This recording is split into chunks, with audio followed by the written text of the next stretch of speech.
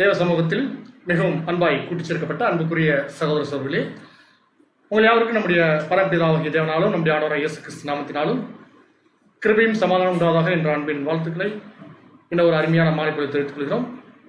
அது மாத்திரமல்ல, தேவனுடைய ஒரு பெரிதான கிருபையினாலே நாம் ஒவ்வொரு நாளும் தேவனுடைய சத்திய பாடங்களை எல்லாம் நம்முடைய அன்பு சகோதரர்கள் வாயிலாக நாம் கேட்டுக்கொண்டு வருகிறோம். அந்த அடிப்படையிலும் கூட இன்றைய நாளிலும் கூட நாம் ஒரு தேவனுடைய சத்திய பாடங்களை தியானிக்கிறோம். பாடத்தை ஆரம்பம் செய்வதற்கு முன்பாக நாம் ஒரு ஜெபத்துடனே கூட இந்த நாளுக்குரிய கூடியை நாம் ஆரம்பம் செய்யலாம்.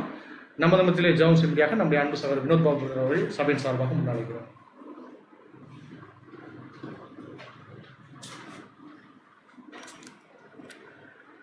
ஜெபம் செய்வோம். வானாதி வானங்களில் வீட்டிலிருந்து இந்த பூமியில் உள்ள மண் மக்களை எங்களை கண்ணோக்கி பார்த்து வழிநடத்துவதுதான் அன்பின் நல்ல தோப்பினேன்.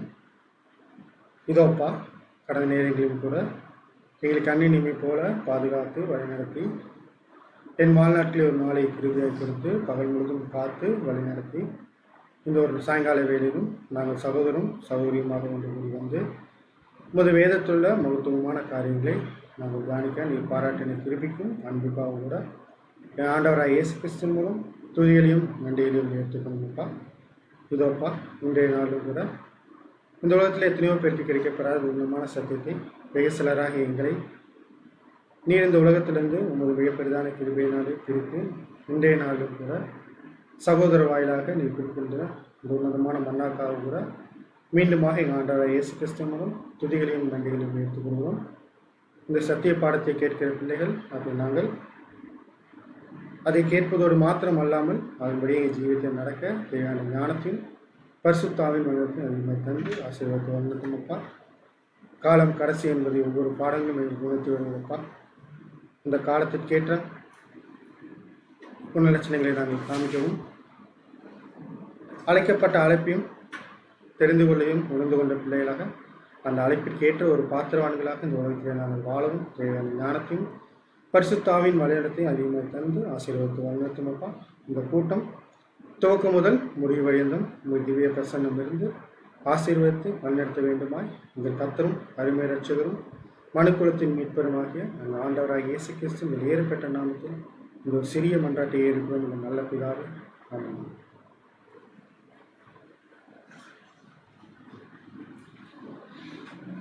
கிறிஸ்துவுக்குள் பிரியமுள்ள சகோதர சகோதரிகளே, இன்றைய நாளிலும் கூட நம்முடைய ஆத்மீக ஜீவிதத்திற்கு பிரயோஜனம் உள்ள வகையில் நம்ம பார்க்கக்கூடிய ஒரு பாடத்துடைய தலைப்பு பிரியமான ஜீவபலி. பிரியமான ஜீவபலி அப்படின்ற ஒரு தலைப்பின் கீழே நம்முடைய சத்திய வார்த்தைகளை தொகுத்து வழங்கும்படியாக நம்முடைய அன்பு சகோதரர் மதுரைமுத்து பிரதர் அவர்கள் வந்திருக்காங்க. பிரதர் ரத்னபுரி கிளை சபை சார்ந்த நம்முடைய அன்பு சகோதரை நம் சபையின் சார்பாக முன்னழைக்கிறோம். சகோதரர் எடுத்துக்கொண்ட தலைப்பு பிரியமான ஜீவபலி.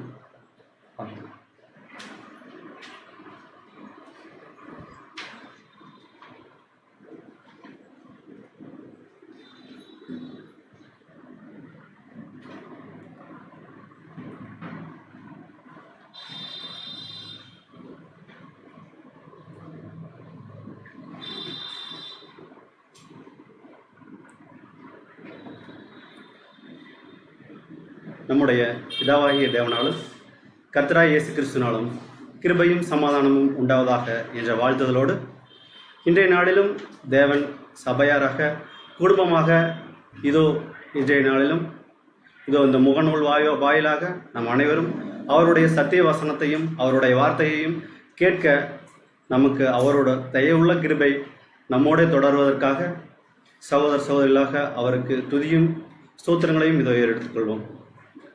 இப்போ நாம் இன்றைய நாளில் இந்த பாடத்துக்குள்ளே போகிறதுக்கு முன்னாடி தேவன் நேற்றைய ஒரு நாளும் கூட நமக்கு சொன்னார் எப்படி இந்த உலகம் போயிட்டுருக்கு, நம்ம என்ன காரியங்களை நம்ம தேர்ந்தெடுத்துட்டு இருக்கோம், என்ன செஞ்சிட்ருக்கோம் அப்படிங்கிறத பிரத்யட்சமாக நமக்கு ஒவ்வொருத்தருக்கும் தேவன் என்ன பண்ணுறாருன்னா காமிச்சிட்ருக்கார். இன்றைக்கு நாம் இந்த பாடத்துக்குள்ளே போகிறதுக்கு முன்னாடி இந்த காரியங்களை நம்ம பார்த்துட்டு நம்ம உள்ளே போகலாம். ஏன்னா நம்ம இன்னைக்கு பார்க்குற காரியம் எப்படி இருக்குன்னா, நம்ம வசனம் படிக்கிறதுக்கு முன்னாடி கொஞ்சம் நம்ம இதை யோசிப்போம். என்னன்னு சொல்லி பார்த்தோங்கன்னா, இஸ்ரேல் ஜனங்கள் தங்களுடைய ஓய்வு நாளுக்கு என்ன பண்ணிட்டு இருந்தாங்கன்னா, முந்தைய நாளிலே தங்களுக்கு தேவையானதை வாங்கிட்டு இருந்தாங்க அப்படின்னு சொல்லி பார்க்குறோம். அதாவது சேகரிச்சிட்டு இருந்தாங்க அப்படின்னு பார்க்குறோம். இன்னைக்கு ஜீவிக்கிற நமக்கும் இந்த சனிக்கிழமை நாளில் நாங்கள் இங்கே வந்துட்டு இருக்கிற போது சில காரியங்களை நாம் பார்க்க வேண்டியதாக இருந்தது. அது எப்படி இருக்குன்னு சொல்லி பார்த்தீங்கன்னா அந்த ஞாபகங்களை நமக்கு கொண்டு வருது. எப்படின்னு சொன்னால் வசனம் படிக்கலாம், இதில் ஸ்லைடில் வராது, நீங்கள் படிக்கிறத நல்லா கேட்டுக்குங்க. யாத்திராகமம் 16ஆம் அதிகாரம் 29ஆம் வசனத்தில் தேவன் அந்த நாளை குறித்து சொல்கிறார். படி. யாத்திராகமம் 16ஆம் அதிகாரம் 29ஆம் வசனம். பாருங்கள், கர்த்தர் உங்களுக்கு ஓய்வு நாளை அருளினபடியால் அவர் உங்களுக்கு 6ஆம் நாளிலே 2 நாளைக்கு வேண்டிய ஆகாரத்தை கொடுக்கிறார். 7ஆம் நாளில் உங்களில் ஒருவனும் தன் ஸ்தானத்திலிருந்து புறப்படாமல் அவனவன் தன் தன் ஸ்தானத்திலே இருக்க வேண்டும் என்றார். இது எதுக்காக அப்படின்னா, இன்னைக்கு நம்ம பார்க்க போகிற காரியங்கள் ரொம்ப ரொம்ப நம்ம ஒவ்வொருத்தருக்கும் நம்மளுடைய வாழ்க்கையில் பிரயோஜனம் உள்ளதாக இருக்குது அப்படிங்கிறத நம்ம டெய்லியும் நம்ம நிதானிக்கணும். அப்படிங்கிறத தேவன் என்ன பண்ணுறாருன்னா நமக்கு சொல்லிட்டு இருக்கார்.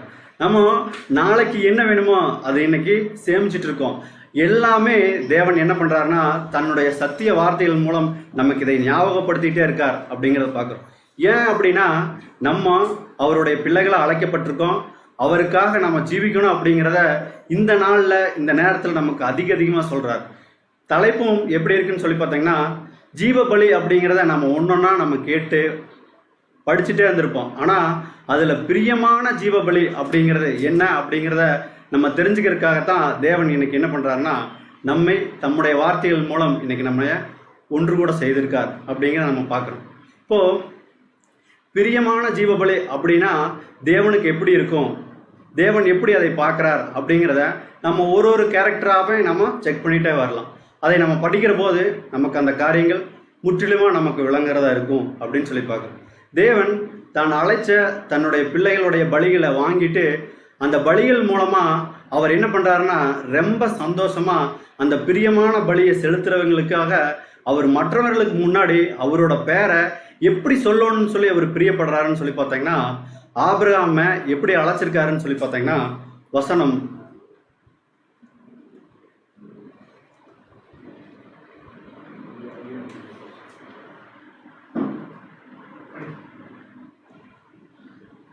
வசனம் படிங்க. எபிரேயர் 11ஆம் அதிகாரம் 16ஆம் வசனம். எபிரேயர் 11ஆம் அதிகாரம் 16ஆம் வசனம். அதை அல்ல, அதிலும் மேன்மையான பரம தேசத்தையே விரும்பினார்கள். ஆகையால் தேவன் அவர்களுடைய தேவன் என்னப்பட வெட்கப்படுகிறதில்லை, அவர்களுக்கு ஒரு நகரத்தை ஆயத்தம் பண்ணினாரே. ஏன்னா தேவன் தம்முடைய ஜனங்களா தம்முடைய பிள்ளைகளா அழைக்கப்பட்டவர்களை மற்றவர்கள் இடத்துல சொல்றதுக்கு எப்படி இருக்காருன்னு சொல்லி பார்த்தீங்கன்னா நான் இவர்களோட தேவன், நான் இவர்களுடைய அப்பா, நான் இவருடைய எல்லாத்துக்கும் காரணக்கர்த்தா அப்படின்னு சொல்றதுல தேவன் எப்படி இருக்காருன்னு சொல்லி பார்த்தீங்கன்னா ரொம்ப சந்தோஷப்படுறவரா இருக்கார் அப்படின்னு சொல்லி பார்க்குறோம். அது எப்படின்னா அந்த வசனங்கள் நமக்கு எப்படி சொல்லுதுன்னு சொல்லி பார்த்தீங்கன்னா ஆதியாகமம் 26ஆம் அதிகாரம் 13ஆம் வசனம். ஆதியாகமம் 26ஆம் அதிகாரம் 13ஆம் வசனம். அன்று ராத்திரியிலே கர்த்தர் அவனுக்கு தரிசனமாகி, நான் உன் தகப்பனாகிய ஆபிரகாமுடைய தேவன். அதாவது இந்த வார்த்தை எப்படி இருக்குன்னு சொல்லி பார்த்தீங்கன்னா தேவன் தன்னுடைய பேரை சர்வ வல்லமையுள்ள தேவன், அதாவது அவருடைய கையின் கிரியைகளை நீங்கள் வானங்களை பார்த்தா தெரிஞ்சுக்குவீங்க அப்படின்னு சொல்கிற அளவுக்கு இருக்கிற தேவன் தன்னுடைய அடிச்சுவடுகளை பின்பற்றி தனக்காக ஒரு நல்ல பலியை செலுத்தின தன்னுடைய தாசனை எப்படி சொல்கிறாருன்னு சொல்லி பார்த்தீங்கன்னா நான் யாரோட தேவன் அப்படின்னு அவங்க பையனுக்கு சொல்கிறாருன்னா நான் சர்வ வல்லமையுள்ளவர் அப்படின்னு சொல்கிறதுல அவர் பெருமைப்படலை, அவர் நினைக்கல. ஆனால் அவர் என்ன சொல்கிறாருன்னு சொல்லி பார்த்தீங்கன்னா ஆபிரகாம்ங்கிற தேவன்கிற பேரில் நான் உனக்கு எப்படி ஆகிறேன்னா அறிமுகமாகிறேன் அப்படின்னு சொல்லி ரொம்ப அந்த பலிக்காக அவர் என்ன பண்ணுறாருன்னா அவரை டெய்லியும் நினைக்கிற மாதிரி தன்னோட பிள்ளைக்கு சொல்கிறாரு. நான் யாரோட தேவன்னா ஆபிரகாமுடைய தேவன் அப்படின்னு சொல்லி சொல்கிறார். அதே மாதிரி அடுத்து அவருடைய இன்னொரு பிள்ளைக்கு சொல்கிறார். படிங்க சிஸ்டர் 28:13. ஆதியாகமம் 28ஆம் அதிகாரம் 13ஆம் வசனம். அதற்கு மேலாக கர்த்தர் நின்று, நான் உன் தகப்பனாகிய ஆபிரகாமின் தேவனும் இதாவது எப்படின்னா ஆபிரகாம் அப்படிங்கிறவரு தன்னுடைய பலியை தேவன் பிரியமானபடி செலுத்தினதுனால அவருடைய பையனுக்கு எப்படி சொல்றாருன்னு சொல்லி பார்த்தீங்கன்னா நான் ஆபிரகாமினுடைய தேவன் அப்படின்னு சொல்றதுல அவர் வெட்கப்படவே இல்லை. அதே மாதிரி ஈசாக்கின் தேவன் அப்படின்னு சொல்றதுல அவருக்கு அடுத்த பையனா இருக்கிற யாக்கோப்பு கிட்ட சொல்ற போதும் அவர் என்ன பண்றாருன்னு சொல்லி பார்த்தீங்கன்னா, கொஞ்சம் கூட நம்ம முன்னாடி படிச்சோம்லங்க எபிரேயர்ல, ஒரு வெட்கப்படாம நான் சர்வ வல்லமையுள்ள தேவன் அப்படின்னு சொல்றதை விட இந்த பலி செலுத்தின இந்த பலியின் அடிப்படையில அவர் என்ன சொல்றாருன்னா, நான் ஆபிரகாமின் தேவன் அப்படிங்கிறதுலையும் ஈசாக்கின் தேவன் அப்படின்னு சொல்றதுலையும் ரொம்ப வெட்கப்படாம பெருமையா சொல்றார் அப்படிங்கிறத நம்ம பார்க்கணும். அடுத்து யாத்திராகமம் 3:15 யாத்திராகமம் 3:15 மேலும் தேவன் மோசேயை நோக்கி, ஆபிரகாமின் தேவனும் ஈசாக்கின் தேவனும். அதாவது இந்த காரியம் எப்படின்னு சொல்லி பார்த்தீங்கன்னா, இதுக்கு முந்தின இருக்கிற வசனங்கள் பார்த்தா கிட்டத்தட்ட அந்த எகிப்து தேசத்துக்குள்ள இவங்க போனதுக்கு அப்புறம் அவர்களோட இஸ்ரேல் ஜனங்கள் இந்த எகிப்து ஜனங்களோட தங்களை அதிகமா மிங்கிள் பண்ணி அவரோட பேர் என்னன்னு யார் கேட்குறாங்கன்னா, ஆபிரகாமின் தேவனாகி மோசே என்ன பண்றாருன்னா, தேவன்கிட்ட நீங்க யாரு, நான் போய் உங்களை பத்தி சொன்னா வருவாங்களா வரமாட்டாங்களா, அப்போ உங்களோட பேர் என்ன அப்படின்னு கேட்கிற அளவுக்கு தேவனை பத்தி மறந்த ஒரு சூழ்நிலையில இவர் அந்த இடத்துல நான் ஞாபகப்படுத்துறாரு. என்னன்னு சொன்னா, தேவன் என்ன ஞாபகப்படுத்துறாருன்னா, நான் ஆபிரகாம் அப்படிங்கிறவருக்கு நான் தேவனா இருந்தேன், அதே மாதிரி ஈசாக் அப்படிங்கிறவருக்கு நான் தேவனா இருந்தேன், யாக்கோப்புக்கு நான் தேவனா இருந்தேன் அப்படின்னு சொல்லி யாருக்கிட்ட சொல்றாருன்னா மோசே கிட்ட சொல்றார். மோசே கிட்ட சொல்ற போது அவர் கொஞ்சம் கூட வெட்கப்படாம இந்த பலியின் ஜீவியத்துல ஜீவிச்ச இந்த முற்பிதாக்களை குறித்து அவர் சொல்றது போது சந்தோஷத்தோட அவர் சொல்றாரு அப்படின்னு சொல்லி நம்ம பார்க்கிறோம். அதை அப்படியே படிச்சுட்டு, யாக்கோபின் தேவனுமாய் இருக்கிற உங்கள் பிதாக்களுடைய தேவனாகிய கர்த்தர் என்னை உங்களிடத்துக்கு அனுப்பினார் என்று நீ இஸ்ரவேல் புத்திரருக்கு சொல்வாயாக. என்றைக்கும் இதுவே என் நாமம், தலைமுறை தலைமுறை தோறும் இதுவே என் பேர் பிரஸ்தாபம். அவருடைய பேர் பிரஸ்தாபம் அப்படிங்கிறது சர்வ வல்லமையுள்ள தேவன் அப்படிங்கிறதோட அவர் சொல்லியிருந்தாலே அதே பெரிய பிரஸ்தாபம். ஆனா அவர் என்ன சொல்றாருன்னா, ஆபிரகாமுக்கு நான் தேவன் அப்படின்னு சொல்றதுல பேர் பிரஸ்தாபமா இருக்கு, அதே மாதிரி ஈசாக்குக்கு நான் தேவனா இருக்கிறதுனால பேர் பிரஸ்தாபமாகுது, அதே மாதிரி யாக்கோப்புக்கு தேவனா இருக்கிறதுனால என்னுடைய பேர் தலைமுறை தலைமுறையோட நான் எப்போ சொன்னாலும் நான் இப்படித்தான் நான் சொல்லுவேன். ஏன்னா இவங்க சாதாரணமான பலி செலுத்தல, எனக்காக எந்த சூழ்நிலையிலும் ஜீவிச்சாங்க அப்படிங்கிறத தேவன் சொல்லிட்டே வர்றார். அப்போ நம்ம அந்த பிரியமான ஜீவ பலியா அவருக்கு கொடுக்கணும் அப்படின்னா சில காரியங்கள் நம்ம ஒன்னொன்னா நம்ம எடுத்து பார்த்தோம்னா, ஒரு 3 ராஜாக்களை தேவன் செலக்ட் பண்ணாரு. அதுக்கப்புறம் அவருக்குன்னு ஒரு தீர்க்கதரிசிகளை எல்லாம் செலக்ட் பண்ணார். அவர் தேர்ந்தெடுக்கிறதோட நோக்கம், அவர் எப்படிப்பட்ட ஒரு தேர்ந்தெடுப்போட இந்த மக்களை தேர்ந்தெடுக்கிறார் அப்படிங்கிறத நம்ம கொஞ்சம் கவனமா அந்த காரியங்களை நம்ம பார்க்கலாம்.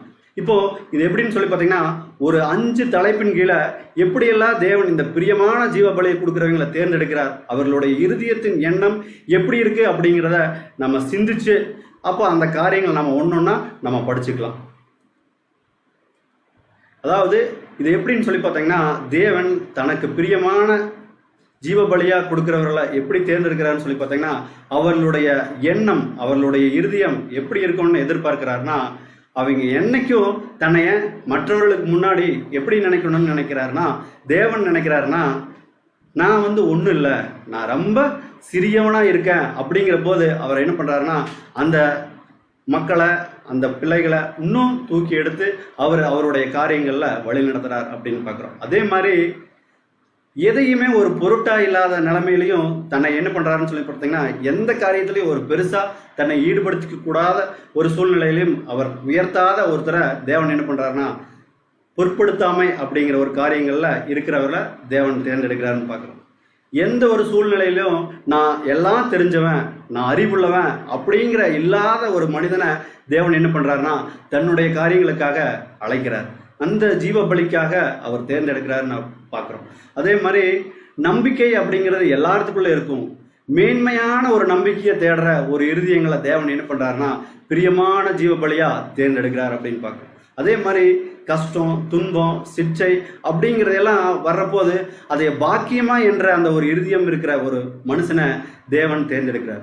அப்பேற்பட்ட ஒரு 5 கேரக்டரை நம்ம ஒன்னொன்னா பார்த்துட்டு கிறிஸ்தியேசுவின் மூலமா தேவன் சொல்றதையும் நம்ம பார்த்துட்டு இந்த பாடம் எப்படி தேவன் நமக்கு விளக்குறாருங்கிறத நம்ம பார்த்து முடிக்கலாம். முதல்ல நம்ம பார்க்க போற தலைப்பு என்னன்னு சொல்லி பார்த்தீங்கன்னா, முதல் வந்து சிறியவர் அப்படிங்கிற ஒரு காரியங்களுக்குள்ள நம்ம போய் தேவன் சொல்ற இந்த வார்த்தைகளை நம்ம தியானிக்கலாம்.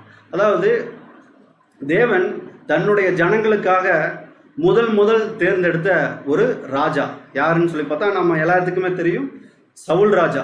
அவரை தேர்ந்தெடுக்கிற போது தேவன் எல்லாரையும் பார்க்கிறார், அந்த 12 கோத்திரத்துக்குள்ளேயும் பார்க்கிறார்.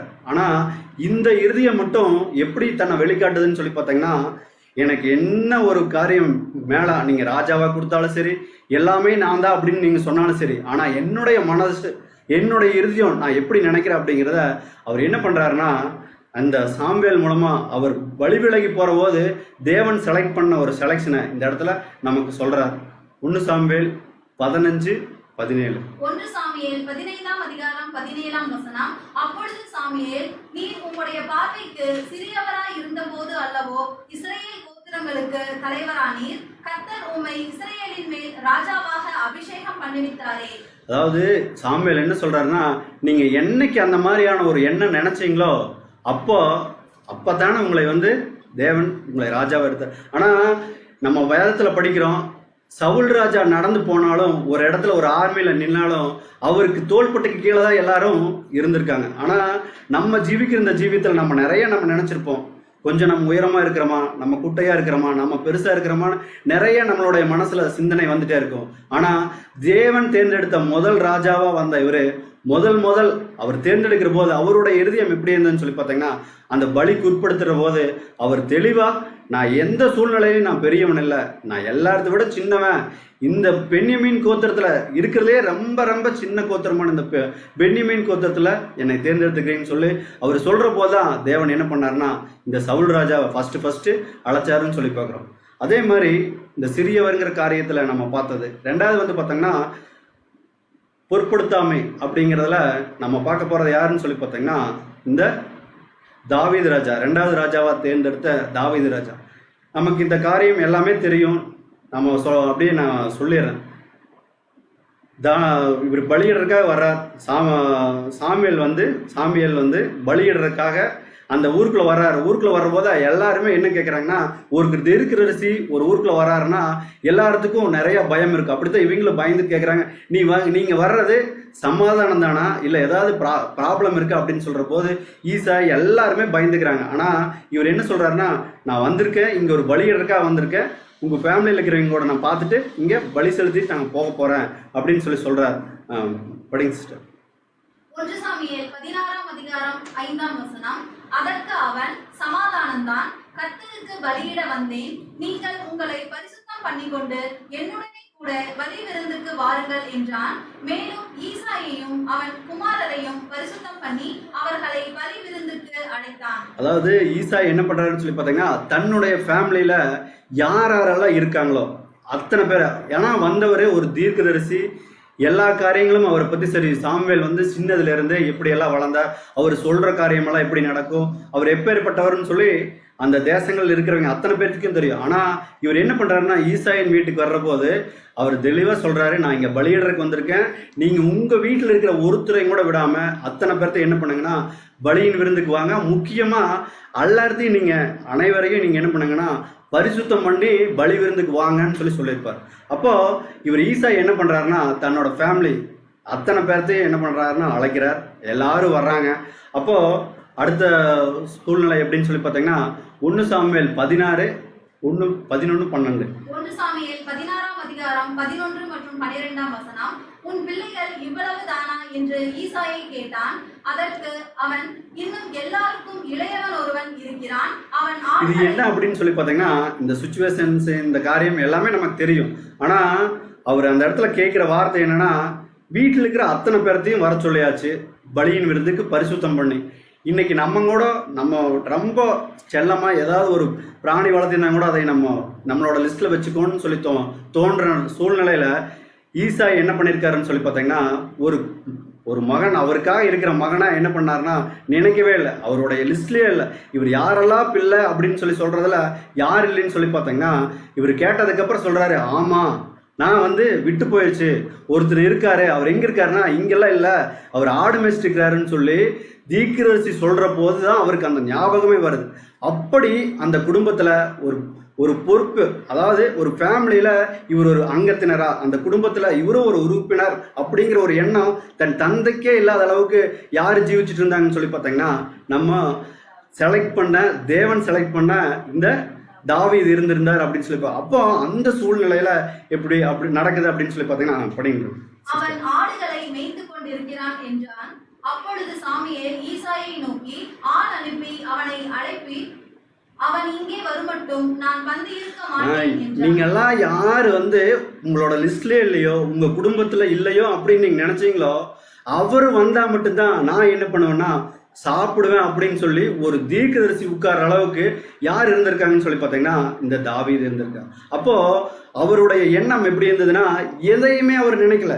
என்னைக்கும் அவர் எப்பவும் போல அந்த வனாந்தர வழியா ஆடுகளை மேய்ப்பார், வானத்தை பார்த்து தேவன் இந்த படைச்சாரு அப்படின்னு அவர் சங்கீதம் பாடிட்டு தன்னோட வாழ்க்கைய தேவனோடையே செலவழிச்சிட்டு இருந்தார். அப்பதான் என்ன பண்றாருன்னா, சவுல் ராஜா விழுந்தோடனேயுமே அவரோட எண்ணத்துல தோன்றது யாருன்னா, ஒரு குடும்பத்திலேயே ஒரு பொருள், அதாவது ஒரு மெம்பரா இல்லாம பொருட்படுத்தாத ஒருத்தரை தேவன் என்ன பண்றாருன்னா தனக்காக தன்னுடைய ஜீவ பலிக்காக யாரை தேர்ந்தெடுக்கிறாருன்னா இந்த தாவீதை தேர்ந்தெடுக்கிறார். அந்த தாவீதை தேவன் கடைசி வரைக்கும் அவர் என்னதான் ஒரு அவருக்கு விரோதமா அவருக்கு பிடிக்காத மாதிரி காரியங்கள் செஞ்சிருந்தாலும் மத்தேயுல, அதாவது இயேசு கிறிஸ்துவோட வம்ச வரலாறுல இதுல வராதுங்க, நீங்க படிச்சிருங்க. இயேசு கிறிஸ்துவோட வம்ச வரலாறுல எப்படி கொண்டு வர்றாருன்னா, ஆபிரகாமுக்கு அடுத்தது டைரக்டா யாரை கொண்டு வர்றாருன்னா தாவீதை கொண்டு வர்றாரு. அந்த அளவுக்கு ஒரு பொருட்படுத்தாத ஒரு மனுஷனை தேவன் எங்க வரைக்கும் வச்சிருக்காருன்னா புதிய ஏற்பாடு வரைக்கும் வச்சிருக்காரு அப்படிங்கிறத நம்ம இன்னைக்கு பார்க்கணும். படிங்க வராது. மத்தேயு 1ஆம் அதிகாரம்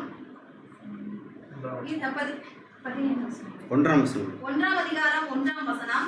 ஆபிரகாமின் குமாரனாகிய தாவீதின் தேவன் எப்படி வச்சிருக்காருன்னு சொல்லி பார்த்தீங்கன்னா, இந்த பொருட்படுத்தாத குடும்பத்திலேயே பொருட்படுத்தாத ஒரு மனுஷனை தன்னுடைய அட்டவணை போடுறதுல அடுத்து ஆபிரகாமுக்கு அடுத்து டைரக்டா கொண்டு வந்து வைக்கிற அளவுக்கு இவருடைய ஜீவபலியை தேவன் என்ன பண்ணியிருக்காருன்னு சொல்லிங்கன்னா பிரியமான ஜீவபலியா தேர்ந்தெடுக்கார். நம்ம இப்ப வரைக்கும் எத்தனை பார்த்திருக்கோம்னா, ஒண்ணு சிறியவரா இருக்கிற ஒருத்தரை பத்தி பார்த்தோம். அவர் எந்த அளவுக்கு ஒரு ராஜாவா தேர்ந்தெடுத்தாலும் தன்னோட எண்ணம் எப்படி இருக்குன்னா, நான் ஒண்ணுமே இல்லை, எல்லாரத்தை விட சின்னவன் அப்படிங்கிறத அவர் தன்னோட மனசில் நினைச்சிட்டு இருந்தார். அதே மாதிரி அந்த ஃபேமிலிலேயே தான் ஒண்ணுமே இல்லை அப்படின்னு பொருட்படுத்தாம இருந்த ஒருத்தரை என்ன பண்ணியிருக்காருன்னு சொல்லி பார்த்தீங்கன்னா, ரெண்டாவது அந்த பொருட்படுத்தாம அப்படிங்கிற காரியங்கள்ல நம்ம பார்த்தோம். மூணாவது பார்த்தோம்னா அதுவும் யாரை பார்க்க போறோம்னா சாமியல் தான் பார்க்க போறோம். சாமியல் பத்தி நம்ம சாலமோனை பத்தி நம்ம நிறைய நம்ம படிச்சிருப்போம். அவர் எழுதாத புஸ்தகங்கள் இல்லை, அவர் ஆராய்ச்சி செய்யாத காரியங்கள் இல்லை, அவர் நீதிமொழிகள், அதுக்கப்புறம் உன்னத பாட்டு நிறைய அவரை பத்தி எல்லாரும் அந்த சீசன்ல அந்த காலகட்டத்தில் யாரெல்லாம் வாழ்ந்தாங்களோ அவங்க எல்லாரும் புகழ்ந்தாங்க. இன்னைக்கும் புகழ்ந்து வாழ்ந்து கொண்டிருக்கிற ஒரு மிகப்பெரிய ராஜாவா யார் இருக்காருன்னு சொல்லி பார்த்தீங்கன்னா இந்த சாலமோன் இருக்காரு அப்படின்னு சொல்லி, அந்த சாலமோன் தனக்காக கொடுக்கப்பட்ட இந்த வேத வசனத்தின் அடிப்படையில் அவர் தனக்காக கொடுக்கப்பட்ட இந்த ராஜரீக காரியங்களுக்குள்ள வரையில தேவனிடத்துல அவர் வைக்கிற வார்த்தை எப்படி இருக்குன்னு சொல்லி பார்த்தீங்கன்னா, இந்த அறிவில்லாமை அப்படிங்கிற ஒரு இதுல அந்த ஹெட்டிங்ல இவர் எப்படி பேசுறாருன்னு சொல்லி பார்த்தீங்கன்னா படிங்க சிஸ்டர். 1 ராஜாக்கள் 3ஆம் அதிகாரம் 6 மற்றும் 7ஆம் வசனம். அதற்கு சாலமோன், என் தகப்பனாகிய தாவீது என்னும் உமது அடியான் உம்மை பற்றி உண்மையும் நீதியும் மன நேர்மையுமாய் உமக்கு முன்பாக நடந்தபடியே தேவரீர் அவருக்கு பெரிய கிருபை செய்து அந்த பெரிய கிருபையை அவருக்கு காத்து இந்நாளில் இருக்கிறபடியே அவருடைய சிங்காசனத்தில் வீற்றிருக்கிற ஒரு குமாரனை அவருக்கு தந்தீர். 7ஆம் வசனம். அதாவது எப்படி சொல்றாருன்னு சொல்லி பார்த்தீங்கன்னா, தன்னோட அப்பாவை அட்ரஸ் பண்ணிட்டு சொல்றாரு, நீங்க எல்லாமே அவருக்கு கொடுத்துருந்தீங்க, உங்களுடைய கிருபையினால அவர் கடைசியா ராஜாவா இருந்து மறிக்கிற அளவுக்கு நீங்க அவருக்கு செஞ்சிருக்கீங்க அப்படின்னு சொல்லிட்டு அடுத்து அவர் என்ன சொல்றாருன்னு சொல்லி பார்த்தீங்கன்னா, நான் சிறு பிள்ளையா இருக்கிறேன் அப்படிங்கிறதையும் சொல்றாரு. அதுக்கப்புறம் போக்கும் வரவுமே எனக்கு தெரியாது. அதாவது கொண்டு போய் நீங்க ஒரு கூட்டத்திலேயோ இல்லை ஒரு ஊர்லயோ எனக்கு கொண்டு போய் விட்டீங்கன்னா திருப்பி எனக்கு வர தெரியாது. ஏன்னா நம்ம லாங்குவேஜ்ல சொன்னா அப்படிதான் சொல்லணும். போக்கு வரவு அறியாத பிள்ளையா இருக்கிறேன் அப்படிங்கிறதுக்கு அர்த்தம் என்னன்னு சொல்லி பார்த்தா இப்படிதான் இருக்கும். எதுவுமே தெரியாது. ஏதாவது ஒரு பக்கத்து ஊர்ல கொண்டு போய் விட்டா திருப்பி தன்னோட வீட்டுக்கு வர்றதுக்கு அவருக்கு என்ன தெரியாதுன்னா வழி தெரியாது. அந்த ஒரு சூழ்நிலைக்கு என்ன நீங்க என்ன பண்ணிருக்கீங்கன்னா ராஜாவா இருக்கீங்க. ஆனா தேவனிடத்துல அவர் பண்ற மன்றாட்டு எப்படி இருக்குன்னு சொல்லி பார்த்தீங்கன்னா, எப்பவுமே அவரு தன்னுடைய உயர்த்தாம தன்னை எப்படி சொல்றாருன்னு சொல்லி பார்த்தீங்கன்னா படிச்சுட்டு. 7ஆம் வசனம். இப்போதும் என் தேவனாகிய கர்த்தாவே, தேவரீர் உமது அடியேனை என் தகப்பனாகிய தாவீதின் ஸ்தானத்திலே ராஜாவாக்கினீரே. நானோவென்றால் போக்கு வரவு அறியாத சிறு பிள்ளையாய் இருக்கிறேன். அதாவது அவருக்கு எதுவுமே தெரியாது. இன்னொன்று என்னன்னு சொல்லி பார்த்தீங்கன்னா, இந்த ராஜரீகத்துக்கு நிறையா இருக்கு. நம்ம ஒரு அரசாங்கத்தை நடத்துறதுங்கிறது சாதாரண வேலையே இல்லை. ஆனால் இவர் எல்லா சூழ்நிலையிலையும் தன்னை எப்படி வச்சுக்கிறாருன்னு சொல்லி பார்த்தீங்கன்னா, எனக்கு ஒன்றுமே தெரியாது, எனக்கு அறிவே இல்லை. எல்லாம் தெரிஞ்ச இந்த சாலமோன் தேவனிடத்துல வேண்டுற போது எப்படி வேண்டாருன்னு சொல்லி பார்த்தீங்கன்னா, எனக்கு அறிவே இல்லை, போக்கு எப்படி வர்றது எப்படி எனக்கு அது கூட தெரியாது அப்படின்னு சொல்ற போது தேவன் என்ன பண்றாருன்னா அவரை தேர்ந்தெடுக்கிறார்.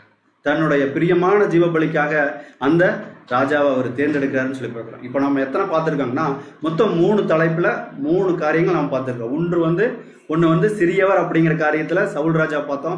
2வது தாவீது ராஜா பொருட்படுத்தாமை தன்னோட வீட்டிலேயே அவர் எப்படி அப்படிங்கிறத பற்றி பார்த்து தேவன் எப்படி அழைச்சாருங்கிறத பார்த்தோம்.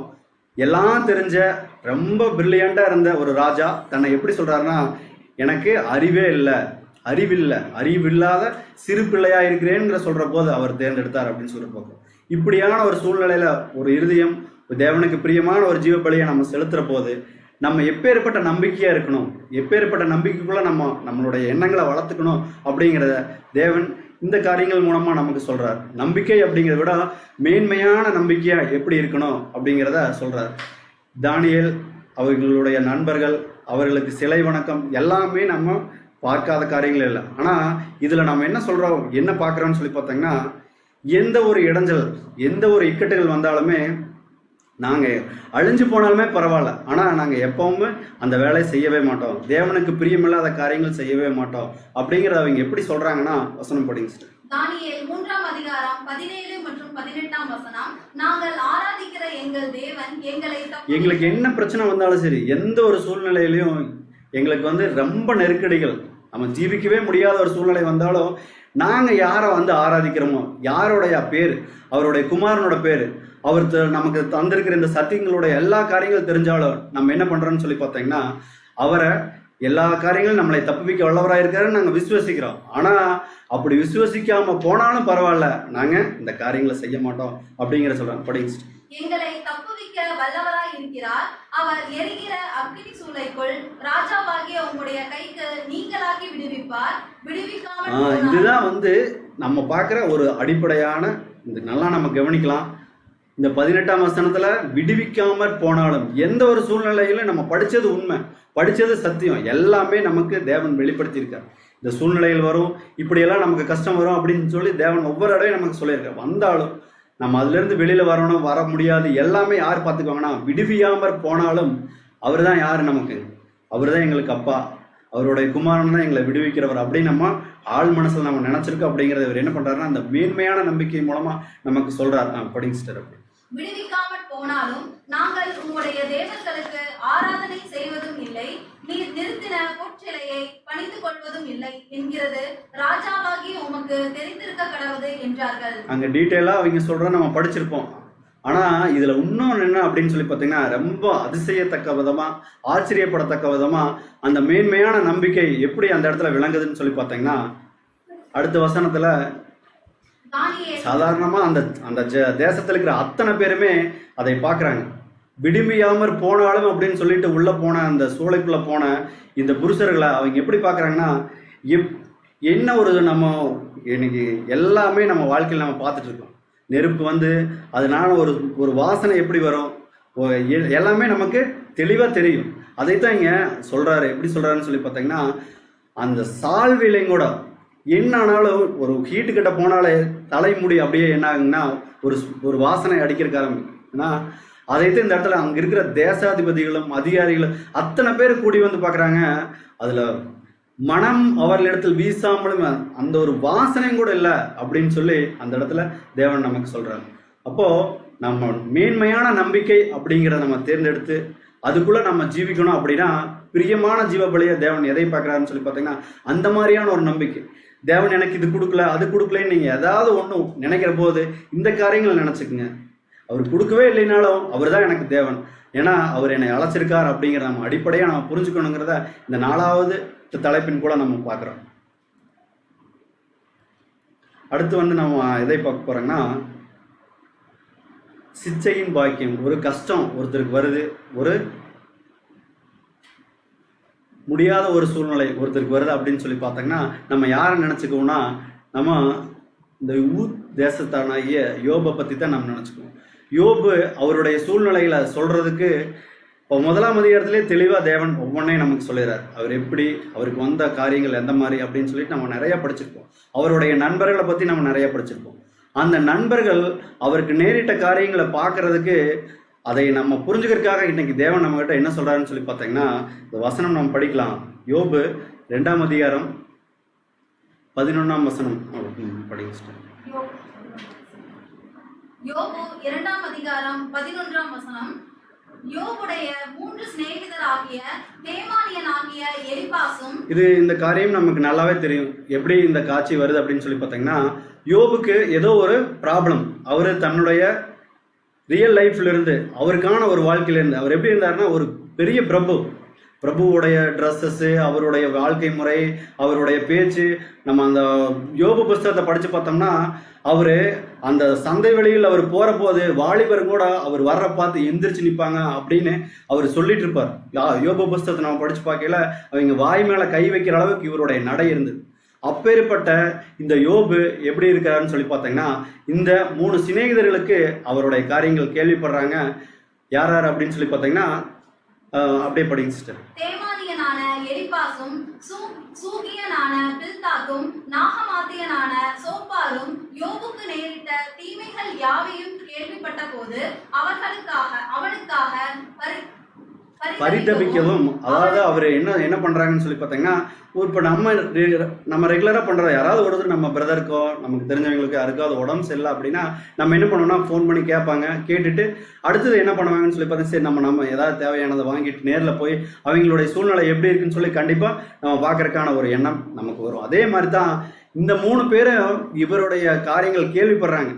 இந்த மாதிரியாக நடந்துட்டு இருந்தவர், இந்த மாதிரியா ஒரு நல்ல ஒரு பிரபுவா ஜீவிச்சுட்டு இருந்த இந்த யோபுக்கு ஏதோ ஒரு ப்ராப்ளம், அவருக்காக ஒரு சின்ன பிரச்சனைகள் வந்திருக்கு அப்படின்னு கேள்விப்படுறாங்க. அப்போ இவங்க 3 பேரும் என்ன பண்றாங்கன்னா கலந்து ஆலோசிச்சு நம்ம 3 பேர் என்ன பண்ணலாம்னா சேர்ந்து போகலாம், ஒருவரோடு ஒருவர் யோசனை பண்ணிட்டு அவரவர் தங்கள் ஸ்தலங்கள்ல இருந்து என்ன பண்றாங்கன்னா கிளம்பி வர்றாங்க அப்படின்னு சொல்லி பார்க்க. அப்படி கிளம்பி வர்றப்போதான் ஆல்ரெடி இவங்க ஒன்று கேள்விப்பட்டாங்க.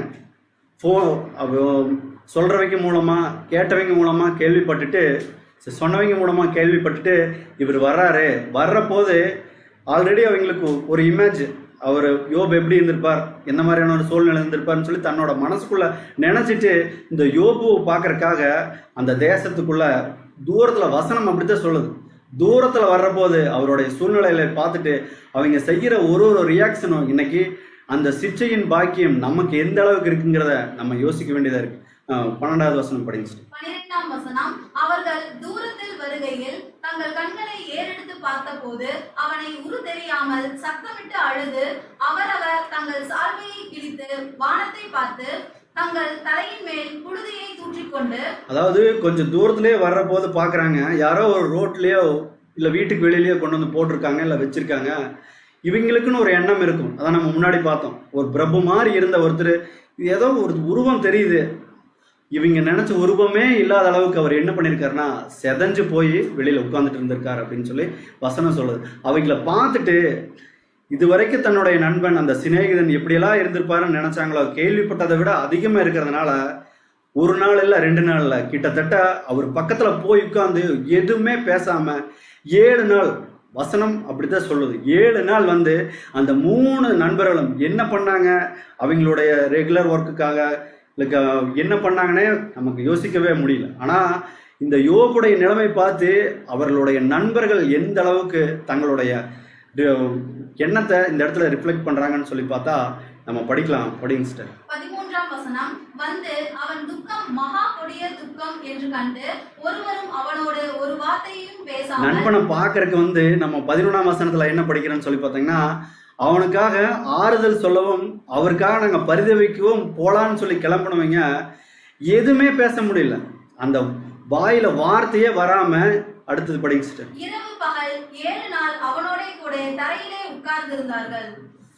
எதுவுமே பேசாம எதுவுமே சொல்ல முடியாம அவனோட கூட இரவு பகல் 7 நாள் அந்த நண்பர்கள் உட்கார்ந்துருக்காங்க. அந்த அளவுக்கு அந்த சிச்சை அவருக்கு இருந்திருக்கு அப்படின்னு சொல்லி இதை எப்படி அப்படின்னு சொல்லி பார்த்தாங்கன்னா, நம்மளுடைய யோசனை இன்னும் நம்ம ஆழமாக நம்ம தேவன் எப்படியெல்லாம் தன்னுடைய ஜீவனுள்ள பலியை, பிரியமான பலியை எப்படியெல்லாம் எதிர்பார்த்துருக்கார் அப்படின்னு சொல்லி பார்த்தாங்கன்னா, இதனோட இன்சிடென்ட் இதில் வராது, நீங்கள் படிச்சுன்னு சிஸ்டர். அதாவது 1ஆம் அதிகாரத்தில் தேவன் பேசுகிறார். அந்த தேவபுத்திரர்கள் எல்லாமே அந்த இடத்துக்கு வர்றதை அவர் பேசுகிறார். நீங்கள் வசனம் படிக்கலாம். 1ஆம் அதிகாரம் 20ஆம் வசனம். யோபு 1ஆம் அதிகாரம் 20ஆம் வசனம். அப்பொழுது யோபு எழுந்திருந்து தன் சால்வையை கிழித்து தன் தலையை சிரைத்து தரையிலே விழுந்து பணிந்து, நிர்வாணியாய் என் தாயின் கர்ப்பத்திலிருந்து வந்தேன், நிர்வாணியாய் அவ்விடத்துக்கு திரும்புவேன், கர்த்தர் கொடுத்தார், கர்த்தர் எடுத்தார், கர்த்தருடைய நாமத்துக்கு ஸ்தோத்திரம் என்றான். இது என்னன்னா, அந்த 1ஆம் அதிகாரத்துல ஆல்ரெடி சாத்தான் வந்து தேவனிடத்துல பேச, தேவன் உங்ககிட்ட இருக்கு அப்படி நீங்க பண்ணிக்கங்க அப்படின்னு சொல்லி ஃபர்ஸ்ட் சொல்லிடுறாரு. யோபுக்கு என்ன அப்பதான் வந்து பார்த்தாங்கன்னா, அவர் ஃபேமிலியில் இருக்கிறவங்க அத்தனை பேரும் எல்லாம் இழந்துடுறாரு. அந்த சூழ்நிலையில அவர் என்ன பண்றாருன்னு சொன்னா, ஒரு மனைவியை மட்டும் வச்சிடுறாரு. அப்போ அந்த சூழ்நிலை தான் யோபு என்ன பண்றாருன்னா, தன்னோட ட்ரெஸ் எல்லாம் கிழிச்சிட்டு நான் நிர்வாணியா வந்தேன், நான் அப்படியே போறேன் அப்படின்னு சொல்லிடுறாரு. அடுத்த டைமும் தன்னுடைய தாசனுக்காக தேவன் அந்த பிரியமான ஜீவ பலியை கொடுக்குற இந்த யோபுக்காக அடுத்தது அந்த சாத்தான்கிட்ட அவர் எப்படி பேசுறாருன்னு சொல்லி பார்த்தீங்கன்னா, 2ஆம் அதிகாரம் 1ஆம் வசனம் படிச்சிட்டோம். யோபு 2ஆம் அதிகாரம் 1ஆம் வசனம். பின்னொரு நாளில் தேவபுத்திரர் கர்த்தருடைய அந்த சம்பவங்கள் எல்லாம் நடந்து கொஞ்ச நாள் ஆயிடுச்சு. அதுக்கப்புறம் திரும்பி என்ன பண்றாருன்னா, சாத்தான் அந்த தேவபுத்திரர்கள் எல்லாம் வந்து சேர இடத்துல திரும்பி வர்றாரு. தேவன் என்ன பண்றாருன்னு சொல்லி பார்த்தீங்கன்னா, அப்பவும் கூப்பிடுறாரு, நீ எல்லா பக்கம் போயிட்டு வந்தே இல்லை, என்னோட தாசன் நீ பார்த்தையா அப்படின்னு சொல்லி தேவன் என்ன பண்றாருன்னா மறுபடியும் அவர்கிட்ட கேட்கிறாரு. அப்பதான் அவர் என்ன சொல்றாருன்னா, நீங்க அவருடைய அப்படியே படிச்சுட்டு அடுத்து 2ஆம் வசனம். கர்த்தர் சாத்தானை பார்த்து, நீ எங்கே இருந்து வருகிறாய் என்றார். சாத்தான் கர்த்தருக்கு பிரதியுத்தரமாக, பூமி எங்கும் உலாவி அதில் சுற்றி திரிந்து வருகிறேன் என்றான். அப்பொழுது கர்த்தர் சாத்தானை நோக்கி, நீ என் தாசனாகிய யோபுவின் மேல் இந்த காரியம் என்ன பண்ணாங்கன்னா, 1ஆம் அதிகாரத்துல இது ஆல்ரெடி தேவன் என்ன பண்ணியிருப்பாருன்னா சாத்தானிட்ட பேசியிருப்பார். திருப்பியும் அந்த சிச்சை ஆல்ரெடி அவரோட ஃபேமிலி அந்த பிரச்சனைகள் எல்லாம் கொடுத்துருப்பாங்க. அதோட அது முடிஞ்சது. இது மறுபடியும் அடுத்த ரவுண்ட்ல தேவன் மறுபடியும் தன்னுடைய தாசனுக்காக சொல்றார், நீ மறுபடியும் என்னோட தாசன் நீ பார்த்தையா அப்படின்னு சொல்லி, அந்த பிரியமான ஜீவ பலிக்காக அந்த யோபுவை நீ பார்த்தையா அப்படின்னு சொல்லி கேட்கிறார். உத்தமனும் சன்மார்க்கனும் தேவனுக்கு பயந்து பொல்லாப்புக்கு விலகுகிறவனுமான மனுஷனாகிய அவனைப் போல பூமியில் ஒருவனும் இல்லை. முகாந்தரம் இல்லாமல் அவனை நிர்மூலமாக்கும்படி நீ என்னை ஏவின போதிலும் அவன் இன்னும் தன் உத்தமத்திலே உறுதியாய் நிற்கிறான். ஃபர்ஸ்ட் கொடுத்து அந்த சிச்சையில யோபு எப்படி இருக்காருன்னு சொல்லி பார்த்தீங்கன்னா, ரொம்ப பர்ஃபெக்டா தான் இதுவரைக்கும் இருந்துட்டு இருந்திருக்காரு அப்படிங்கிறத அந்த அடுத்த வசனம் நம்ம படிக்கிற போது படும். 4ஆம் வசனம். சாத்தான் கர்த்தருக்கு பிரதியுத்தரமாக, தோளுக்கு பதிலாக தோளையும் தன் ஜீவனுக்கு பதிலாக. இது நம்ம எப்படின்னா சிம்பிளா நல்லா கவனிக்கலாம். ஏன்னா இது ரொம்ப நம்ம முக்கியமாக நம்ம பார்க்க போகிற கடைசி சிச்சையின் பாக்கியம். ஏன்னா இது நமக்கு நான் ரொம்ப டீப்பாக கவனிச்சாதான் இது நமக்கு புரியும். இப்போ தேவன் தெளிவாக 2வது தடவை அவர்கிட்ட சொல்றாரு. அப்போ சாத்தான் என்ன சொல்றாருன்னா, படிங்க சிஸ்டர். தன் ஜீவனுக்கு பதிலாக தனக்கு உண்டான எல்லாவற்றையும் மனுஷன் கொடுத்து விடுவார். மனுஷன் தன்னோட ஜீவனுக்கு பதிலாக எதா இருந்தாலும் கொடுத்துருவார் அப்படிங்கறத அந்த இடத்துல சொல்றாரு. படிங்க சிஸ்டர். ஆனாலும் நீர் உங்களுடைய கையை நீட்டி அவன் எலும்பையும் அவன் மாம்சத்தையும் தொடுவீரானால், அப்பொழுது அவன் உமது முகத்துக்கு எதிரே உம்மை தூஷிக்கானோ பாரும் என்றான். தேவன் இடத்துல அப்படி கேட்கிறாரு. அடுத்து தேவன் அவர் கேட்கறதுக்கு எல்லாத்துக்கும் அவர் புரிஞ்சுட்டு அடுத்தது ரொம்ப ரொம்ப கஷ்டமான ஒரு சிச்சை அந்த இடத்துல அவர் கொடுக்கிறாருன்னு சொல்லி பார்க்கிறோம். படிச்சுட்டு அப்பொழுது கர்த்தர் சாத்தானை நோக்கி, இதோ அவன் உன் கையில் இருக்கிறான், ஆகிலும் அவன் பிராணனை மாத்திரம் தப்பவிடு என்றார். என்னன்னா நம்ம யோசிக்கிற போது நல்லா கவனிங்க. இப்ப வந்து பாத்தீங்கன்னா அவர் என்ன சொல்றாருன்னா, அவனுடைய பிராணனை மாத்திரம் நீங்க என்ன பண்ணுங்க, அதை மட்டும் நீங்க விட்டுருங்க.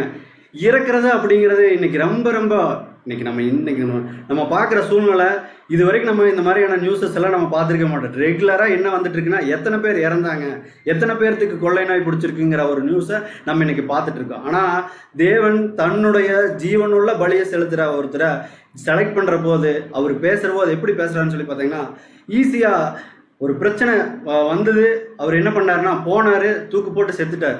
யாருன்னு சொல்லி பார்த்தாங்கன்னா அகிதோப்பேல். அவர் என்ன பண்ணாருன்னா அந்த தவறான ஒரு காரியங்கள் சொன்னார், அவர்னால முடியல, தன்னோட வீட்டு காரியங்களெல்லாம் ஒழுங்குபடுத்திட்டு என்ன பண்ணாருன்னா போனார், தூக்கு போட்டு செத்துட்டார், அவ்வளோதான் முடிஞ்சது. அதே மாதிரி இயேசு கிறிஸ்துவை காட்டி கொடுத்தார்கள். யூதாஸ் என்ன பண்ணாரு, தனக்கு மனசுக்கு ரொம்ப கஷ்டமா இருந்தது, முடியல, போனாரு, தன்னுடைய உயிரை மாற்றிட்டார். ஆனா தேவன் இந்த இடத்துல சொல்றது எப்படின்னு சொல்லி பார்த்தீங்கன்னா, அவனுடைய பிராணனை மாத்திரனே. அதுதான் இந்த 3 பேர் இந்த இடத்துல வந்து பார்க்குறேன். என்ன பிரச்சனை இருந்தாலும் உயிர் போயிடுச்சுன்னா முடிஞ்சது, அவ்வளோதான், நம்ம யோசிக்கிறதுக்கு ஒன்றுமே இல்லை. ஆனால் அவனுடைய பிராணனை மாத்திரம் விட்டுட்டுன்னு அவர் சொல்கிறாரு. அந்த பிராணனுக்காக அவர் 30-31 யோபுல நம்ம படித்து பார்த்தோங்கன்னா அவர் தெளிவாக தான் நினைக்கிறாரு. எலும்பெல்லாம் அப்படியே வந்து பார்த்தீங்கன்னா வெளியில் தெரியுது, அது அப்படியே அந்த அந்த உஷ்ணம் தாங்க முடியாமல் வெளியில் தெரியறதா இருக்கு. ஆனால் எனக்கு என்ன ஆகலைன்னா குழியில் இறங்குறவங்க மாதிரி எனக்கு மரணம் வரலையேன்னு அவர் ஏங்கிற ஒரு சூழ்நிலை இப்போ வருதுன்னா, அந்த ஒரு காரியங்கள் தான் நம்ம இன்னைக்கு நல்லா கவனித்து பார்க்க வேண்டியது. தேவன் எந்த அளவுக்கு தன்னுடைய பிரியமான ஜீவபலை மற்றவர்களுக்கு முன்னாடி தன்னுடைய ஜனங்களை அவர் எடுத்துட்டாரு அப்படின்னு சொல்லி பார்த்தீங்கன்னா, அவங்களை எப்படியெல்லாம் கொண்டு வரார், தனக்கு பிரியமானவர்களை அவர் எப்படியெல்லாம் கொண்டு வராருன்னு நம்ம பார்க்க வேண்டியங்களா இருக்கும். இப்போ நம்ம மொத்தமாக எவ்வளோ பார்த்தோன்னு சொல்லி பார்த்தீங்கன்னா,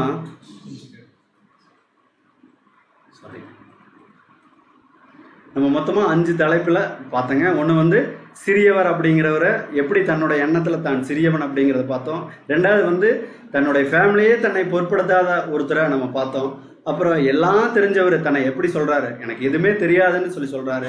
அப்புறம் நம்பிக்கை, சாதாரண நம்பிக்கை இல்லை, எனக்கு விடுவிக்காமல் போனாலும் பரவாயில்ல, நான் அந்த காரியங்களை செய்ய மாட்டேன்னு சொல்லி ஒரு மேலான நம்பிக்கைகளை பார்த்தோம். சிச்சையின் பாக்கியம், ஒருத்தருக்கு அந்த பாக்கியத்தை கொடுத்தார். அவர் வந்து எந்த அளவுக்கு அந்த சிச்சையின் பாக்கியமா என்னன்னாருங்கிறது இந்த வசனத்தின் மூலம் நம்ம பார்த்துடலாம். யோபு 5ஆம் அதிகாரம் 11ஆம் வசனம். யோபு 5ஆம் அதிகாரம் 17ஆம் வசனம். இதோ தேவன் தண்டிக்கிற மனுஷன் பாக்கியவான், ஆகையால் சர்வ வல்லவருடைய சிற்றையை அற்பமாக எண்ணாதிரும். அதாவது சாதாரணமான அல்ல, அவரே நினைச்சாலோ தேவன் என்ன சொல்லியிருக்காருன்னா, பிராணனை மாத்திரம் நீங்க விட்டுருங்கன்னு சொன்ன ஒருத்தர் அந்த சிச்சை என்ன சொல்றாருன்னு சொல்லி பார்த்தீங்கன்னா, தேவன் தண்டிக்கிற மனுஷன் பாக்கியவான், சர்வ வல்லவருடைய சிச்சையை நாம் எப்பவுமே அற்பமாக எண்ணக்கூடாது. இன்னைக்கு நமக்கும் அதுதான் நமக்கு சொல்லிட்டு இருக்காரு தேவன் அப்படின்னு சொல்லி பார்க்குறோம். இந்த தலைப்பை நம்ம பார்த்துட்டோம். அடுத்து இதன் அடிப்படையில் நம்ம எப்படி பார்க்குற போகிறோம்னு சொல்லி பார்த்தீங்கன்னா, இதே மாதிரி தான் இது வரைக்கும் அந்த கேரக்டர்ஸ் எப்படி, அந்த ராஜாக்கள் அதுக்கப்புறம் தேர்ந்தெடுக்கப்பட்டவங்க எப்படி இருந்தாங்க, தேவன் எப்படி அழைச்சார் அப்படிங்கிறத பார்த்தோம். அதே மாதிரி இயேசு கிறிஸ்துவோடைய செலெக்ஷன்ஸ் எப்படி இருந்தது அப்படின்னு சொல்லி பார்த்தீங்கன்னா, அவர் எதையை தேர்ந்தெடுத்தார் அப்படிங்கிறத நம்ம பார்த்தோங்கன்னா, சங்கீதங்கள் 8ஆம் அதிகாரம் 5ஆம் வசனம். 8ஆம் சங்கீதம் 5ஆம் வசனம்.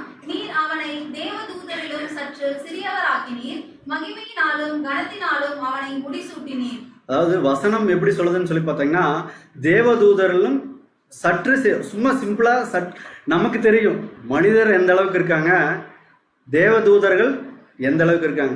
வேதம் என்னைக்கும் சமீபமாக இருக்கிறது அப்படின்னு தான் சொல்லும். ஆனால் அது எவ்வளோ சமீபமாக இருக்கிறது நம்ம படிக்கிறவங்களுக்கு தான், நம்ம அதன்படி ஜீவிக்கிறவங்களுக்கு நல்லாவே தெரியும். தேவன் எந்த அளவுக்கு டிஃப்ரென்ஷியேட் பண்ணியிருக்கார். சற்றும் சிறியவராக இருக்கிறார், தேவதூதர்களும் சற்றும் சிறியவனாக்கிறீர் அப்படின்னு சொல்ற மனிதர். ஒரு தேவதூதர் நினைச்சா, ஒரே ஒரு தேவதூதர் எத்தனை கிட்டத்தட்ட லட்சக்கணக்கான பேரை அழிச்சிருக்கார். ஆனால் மனுஷர் அந்த அளவுக்கு. ஆனால் தேவன் எப்படி சொல்றாருன்னு சொல்லி பார்த்தீங்கன்னா, வேதம் அப்படித்தான், சற்றும் சிறியவராக இருக்கு. அவ்வளோதான், நமக்கு படிக்கிற போது அது சிம்பிளாக இருக்கு. ஆனால் அது எவ்வளோ பெரிய கிராண்டான வேலை. அந்த ஒரு செலெக்ஷனை யார் தேர்ந்தெடுத்தாங்கன்னு சொல்லி பார்த்தீங்கன்னா, அவருடைய ஒரே பேரான குமாரன் என்ன பண்ணியிருக்காருன்னு சொல்லி பார்த்தீங்கன்னா, அதை தேர்ந்தெடுத்திருக்கார். சிறுமையான சின்னதான அந்த மனுஷருக்குள்ள தான் போய் அந்த ஈடுபலை எப்படி செலுத்துறார் அப்படிங்கிறத நம்ம படிச்சு. எபிரேயர் 2ஆம் அதிகாரம் 9ஆம் வசனம்.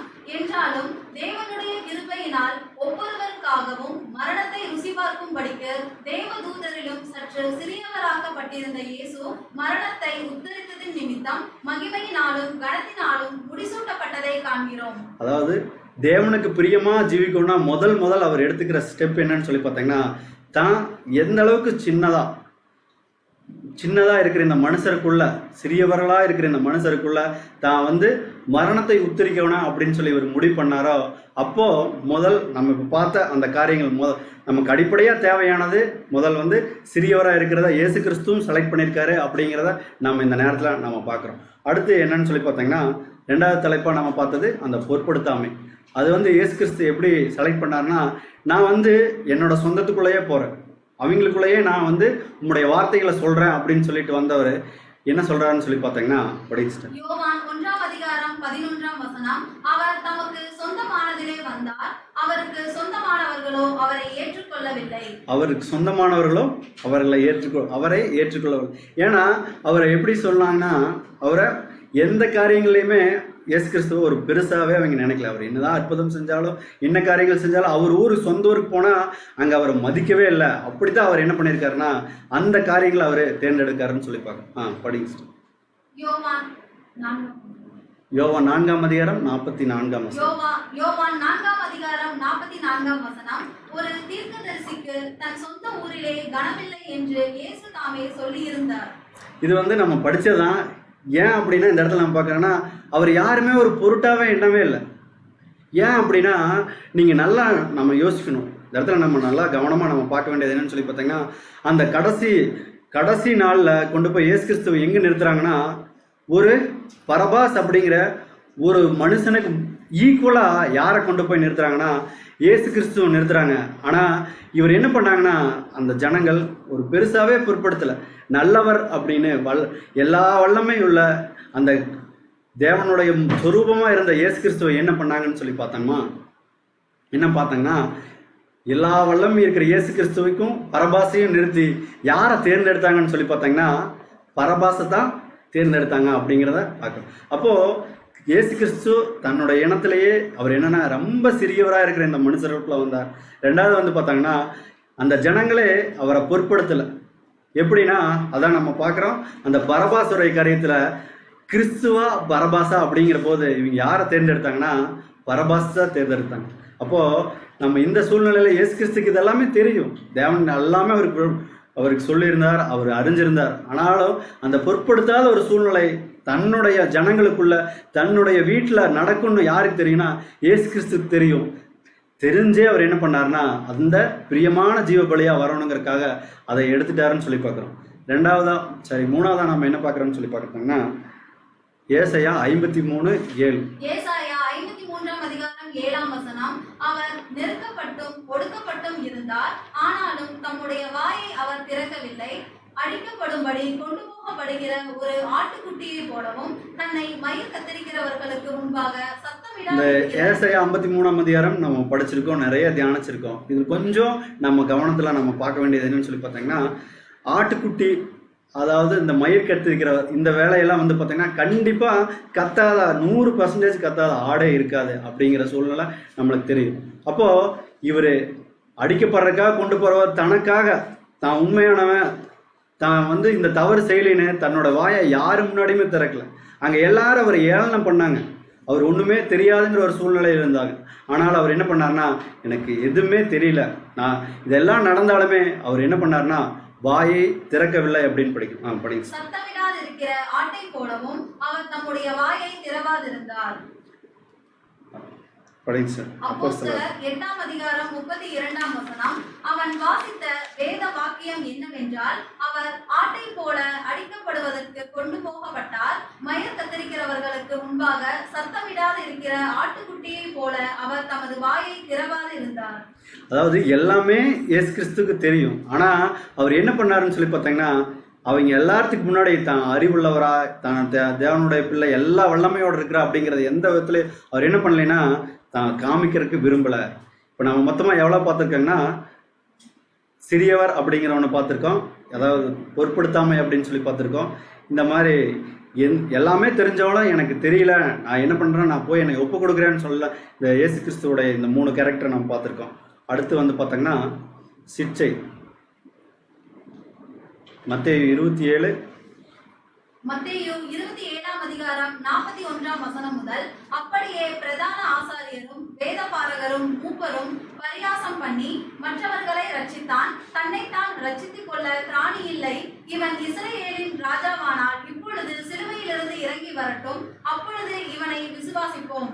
தன்னை தேவனுடைய, அதாவது இது வரைக்கும் ஓகே, எல்லாருமே நம்ம என்னன்னா நம்ம பார்த்துருப்போம், பேசியிருப்போம், கேட்டிருப்போம். ஆனா இது என்னன்னா ஒரு மனுஷனா ஒரு மனித உடலோட நம்ம இருக்கோம், ஒரு மனித சிந்தனையோடு இருக்கோம்னா தனக்காக அப்பாவா இருக்கிறவரை யார் எந்த சூழ்நிலையில பேசினாலும் நம்மளால தாங்கிக் கொள்ளவே முடியாது. இதுலயும் என்னன்னா அடுத்து அவங்க எப்படி பேசுறாங்கன்னு சொல்லி பார்த்தீங்கன்னா நல்லா நம்ம கவனிக்கலாம். 43ஆம் வசனம், தன்னை தேவனுடைய குமாரன் என்று சொல்லி தேவன் மேல் நம்பிக்கையாய் இருந்தானே, அவர் இவன் மேல் பிரியமாய் இருந்தால் இப்பொழுது இவனை ரட்சிக்கட்டும் என்றார்கள். இது வந்து சிம்பிளா நம்ம வசனம் அப்படிங்கிற மாதிரி நம்ம படிச்சுட்டு போனோம்னா ரொம்ப இது ஈஸியா போற மாதிரி இருக்கு. ஆனா இதுல என்ன சொல்றாங்கன்னு சொல்லி பார்த்தீங்கன்னா, இவன் மேல் யார் பிரியமா இருந்தான், தேவன் பிரியமா இருந்தாரே, அப்ப வந்து இவரை காப்பாத்துட்டோம் அப்படிங்கிற மாதிரியான ஒரு வார்த்தை அந்த இடத்துல அவர் சொல்ற போது அது எவ்வளவு பெரிய ஒரு சிற்றையா இருக்கும். ஏன்னா இவர் எல்லாத்தையும் தாங்கிக்குவார், எல்லா காரியங்களையும் அவர் பொருட்படுத்திக்குவார். ஆனா தன்னுடைய அப்பா இவரு, தன்னுடைய அதாவது பிதாவாகிய தேவனுக்கு இவர் குமாரனே இல்லை அப்படிங்கிறத எப்படி சொல்றாங்கன்னு சொல்லி பார்த்தீங்கன்னா, இந்த 41ஆம் வசனத்துல ரொம்ப அந்த மனசை கஷ்டப்படுத்துற ஒரு சூழ்நிலை யாருக்கு வருதுன்னு சொல்லி பார்த்தீங்கன்னா இயேசு கிறிஸ்துக்கு வருது. அது மறுபடியும் படிச்சிடலாங்க சிஸ்டர். 43ஆம் வசனம், தன்னை தேவனுடைய குமாரன் என்று சொல்லி தேவன் மேல் நம்பிக்கையாய் இருந்தானே, அவர் இவன் மேல் பிரியமாய் இருந்தால் இப்பொழுது இவனை ரட்சிக்கட்டும் என்றார்கள். இந்த மாதிரியான வசனங்களை அவர் கேட்டும் தான் ஈடுபலி செலுத்தணும் அப்படிங்கிறதுக்காக அவர் என்ன பண்ணார்னா எல்லாத்தையும் அவர் பொருட்படுத்திட்டே இருந்தார் அப்படிங்கிறத நம்ம பார்க்குறோம். அடுத்ததா இதன் மூலம் அவருக்கு கிடைச்ச ஒரு கிஃப்ட் என்னன்னு சொல்லி பார்த்தீங்கன்னா படிங்க சிஸ்டர். 1 கொரிந்தியர் 15ஆம் அதிகாரம் 28ஆம் வசனம், சகலமும் அவருக்கு கீழ்ப்பட்டிருக்கும் போது தேவனை சகலத்திலும் சகலமுமாய் இருப்பதற்கு குமாரன் தாமும் தமக்கு சகலத்தையும் கீழ்ப்படுத்தினவருக்கு கீழ்ப்பட்டிருப்பார். இந்த வசனம் நம்ம எல்லாமே படிச்சதான். சகலத்தையும் படிச்ச அவருக்காக இவர் என்ன பண்ணார்னா கீழ்ப்பட்டு இருந்தார். அதனால தேவன் என்ன பண்ணார்னா இவர் எல்லாத்துக்கும் மேலாக உயர்த்தினார் அப்படின்னு சொல்லிப்போம். இப்போ தேவனுக்காக பிரியமான ஜீவபலியா நம்ம செலுத்துற போது இந்த மாதிரியான அடிப்படையான காரியங்கள் நமக்குள்ள தேவைப்படுகிறது அப்படின்னு சொல்லி பார்க்குறோம். அப்போ இப்படியெல்லாம் நம்ம ஜீவிச்சோம்னா உடனே அந்த காரியங்கள் வந்து எந்த விதத்துலையும் வெளிப்படாது. எப்படின்னா டெய்லியும் நம்ம அப்போஸ்தலர்கள் தங்களுடைய வாழ்க்கையை எப்படி நடத்திட்டு இருந்தாங்க, அவர்களுடைய போதனைகள் எப்படி இருந்தது, ஓய்வு நாள் தோறும் என்ன பண்ணாங்கன்னா போய் கிறிஸ்துவனுடைய வார்த்தையை எல்லா பக்கமுமே அவங்க சொல்லிட்டு இருந்தாங்க. அந்த ஒரு சூழ்நிலையிலையும் அவங்களுக்கு உடனே அந்த ரெகனைஸ் கிடைக்கல. இன்னைக்கு நம்ம வாழ்கிற இந்த சூழ்நிலையில் வாழ்கிற நமக்கும் அப்படி தான் இருக்குது. அதை நம்ம புரிஞ்சுக்கணும். எடுத்துடனேயுமே இவர்கள் கிறிஸ்தவர்கள், இவர்கள் வந்து தேவனுடைய பிள்ளைகள், இவங்க எல்லாமே இவங்க அவருக்காக ஜீவிக்கிறாங்கன்னு உடனே நமக்கு எந்த விதத்துலேயும் நமக்கு அந்த ரெகனைஸ் கிடைக்காது. அப்போது இந்த வசனத்தின் மூலம் நம்ம அது எப்படிங்கிறத நம்ம பார்க்கலாம். படிச்சுட்டு அதாவது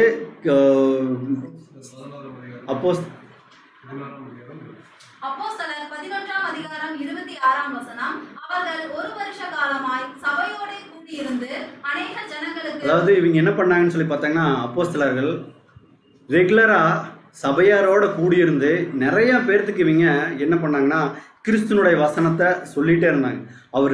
அவருடைய வார்த்தைகளை எல்லா பக்கமும் சொல்லிட்டு இருந்தாங்க. தன்னுடைய கிரிகைகளால எப்பவுமே இந்த அடிப்படையாக நம்ம பார்க்குறவங்களே இந்த 5 காரியங்களை தங்களுடைய அடிப்படையாக வச்சு அவங்க தங்களுடைய ஜீவியங்களை நடத்திட்டு இருந்த போது உடனே அவங்கள யாருமே சொல்லலை. இந்த வார்த்தைக்காகத்தான் இன்னைக்கு இருக்கிற ஒவ்வொருத்தரும் நம்ம ஜீவிச்சுட்டு இருக்கோம்.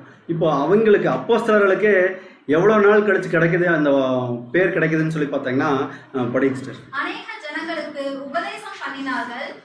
முதல் அந்தியோகியாவிலே சீஷர்களுக்கு கிறிஸ்தவர்கள் என்கிற பெயர் வழங்கிற்று. கிட்டத்தட்ட எவ்வளோ நாள்னு சொல்லி பார்த்தீங்கன்னா ஒரு வருஷ காலமாக தங்களுடைய பலிகளை அங்கே இருக்கிற ஜனங்கள் யூதர்கிட்டையும் சரி கிரேக்கர்கள்ட்டையும் சரி இவங்க என்ன பண்ணியிருக்காங்கன்னா தொடர்ந்து காமிச்சிட்டே இருந்திருக்காங்க. ஒரு வருஷத்துக்கு அப்புறம் தான் இவங்களுக்கு என்ன ஆகுதுன்னு சொல்லி பார்த்தீங்கன்னா இவர்கள் கிறிஸ்து அவர்கள் அப்படின்னு சொல்கிற அளவுக்கு தங்களுடைய ஜீவியங்களை அவங்க நடத்தியிருக்காங்கன்னு சொல்லி பார்க்குறோம். அதே மாதிரி இன்னைக்கு அவருடைய அடிச்சுவடுகளை அவருக்காக நம்ம ஜீவிக்கிறோம்னு சொல்லி நம்ம இந்த வாழ்க்கையில் நம்ம என்னைக்கு பேப்டிஸ் எடுத்தோமோ அந்த உடன்படிக்கை செஞ்சோமோ அதிலிருந்து நமக்கு என்னென்ன உடனே அது இந்த காரியங்கள் நடக்காது. கொஞ்சம் கொஞ்சமாக நம்ம என்ன பண்ணணும்னு சொல்லி பார்த்தீங்கன்னா கிறிஸ்து அவர்கள் அப்படின்னு சொல்கிற அளவுக்கு நம்மளுடைய பலிகளை செலுத்துறது மட்டுமில்லை, அது தேவனுக்கு பிரியமான ஜீவ பலியாக இருக்கணும் அப்படிங்கிறத நம்ம பார்க்குறோம். படிச்சுட்டு ரோமர் 12ஆம் அதிகாரம் 1ஆம் வசனம், அப்படி இருக்க சகோதரரே, நீங்கள் உங்கள் சரீரங்களை பரிசுத்தமும் தேவனுக்கு பிரியமுமான ஜீவ பலியாக ஒப்புக் கொடுக்க வேண்டும் என்று தேவனுடைய இரக்கங்களை முன்னிட்டு உங்களை வேண்டிக் கொள்ளுகிறேன். இதுவே நீங்கள் செய்யத்தக்க புத்தியுள்ள ஆராதனை. அதாவது புத்தியுள்ள ஆராதனை நம்ம இது நிறைய நம்ம படிச்சிருப்போம்.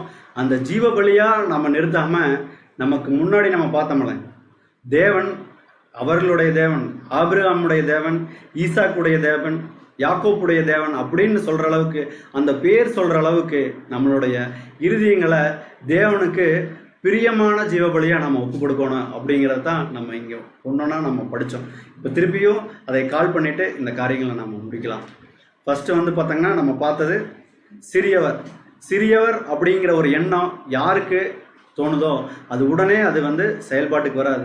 ரெகுலராக நம்ம எந்த ஒரு வேலை எடுத்தாலும் எந்த ஒரு காலத்துலையும் நம்ம எப்போவுமே நம்மளோட எண்ணங்கள் எப்படி இருக்கணும்னா, நான் எல்லாத்த விட நம்ம சின்னவங்க அப்படிங்கிற எண்ணம் சபைகள்லையும் சரி வீடுகள்லையும் சரி எங்கே இருந்தாலும் நம்மை உயர்த்தாதபடி நம்ம என்னைக்கும் நம்மை தாழ்த்தி கொள்ளணும் அப்படிங்கிறதான் ஒரு அடிப்படையான ஒரு பிரியமான ஜீவபலியாக இருக்கும் அப்படிங்கிறத சொல்லியிருப்பாங்க. அப்படி தான் நம்ம முதல்ல ஒரு கேரக்டர் பார்த்தோம், யாருன்னா சவுல் அப்படிங்கிறவரை நம்ம பார்த்தோம்.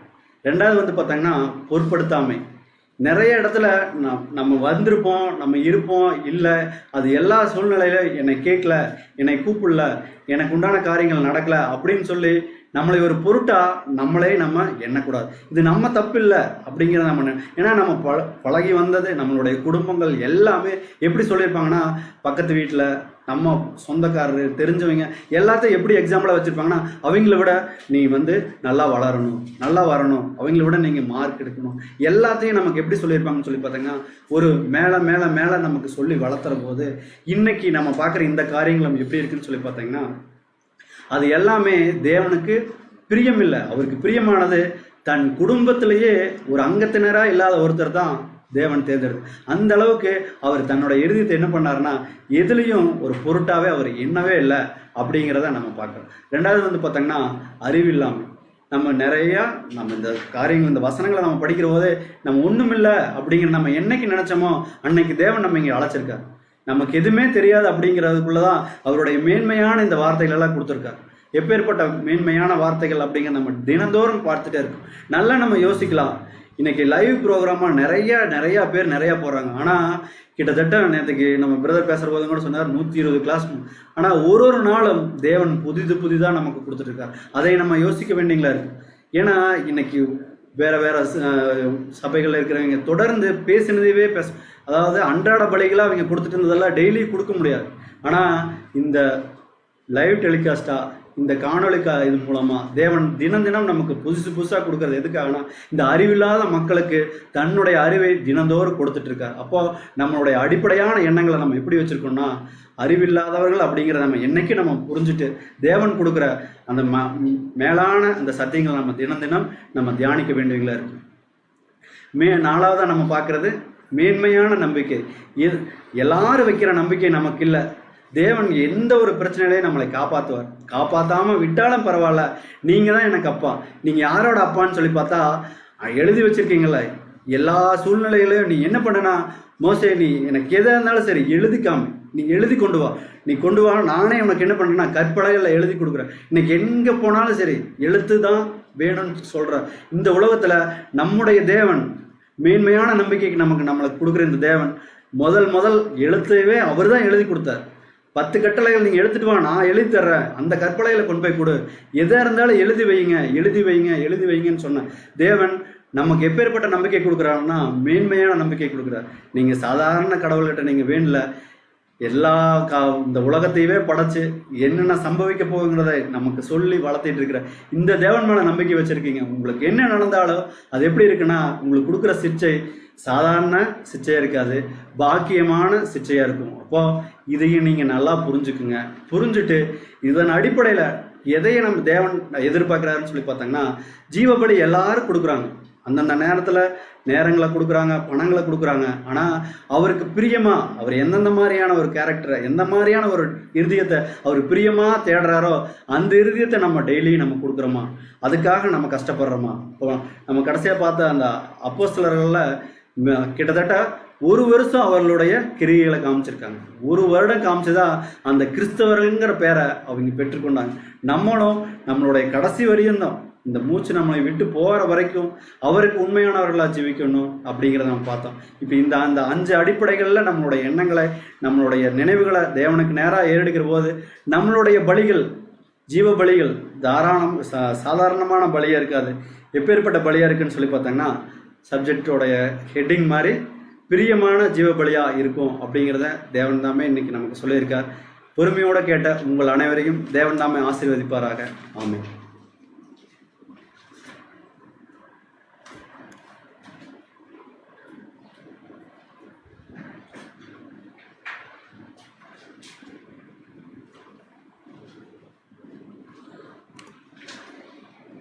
கிறிஸ்துவுக்குள் பிரியமுள்ள சகோதரர்களே,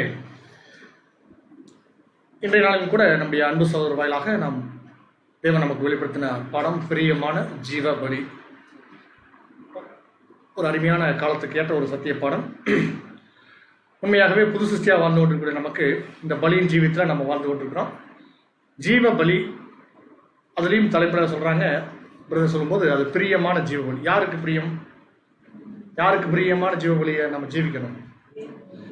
நம்ம பலி ஜீவம் யாருக்கு பிரியமாக இருக்கணும் அப்படின்னா, நம்மளுடைய சுய இஷ்டத்திற்கு நமக்கு பிரியமானவர்களுக்கு இருக்கிறது அல்ல, ஜீவிக்கிறது அல்ல.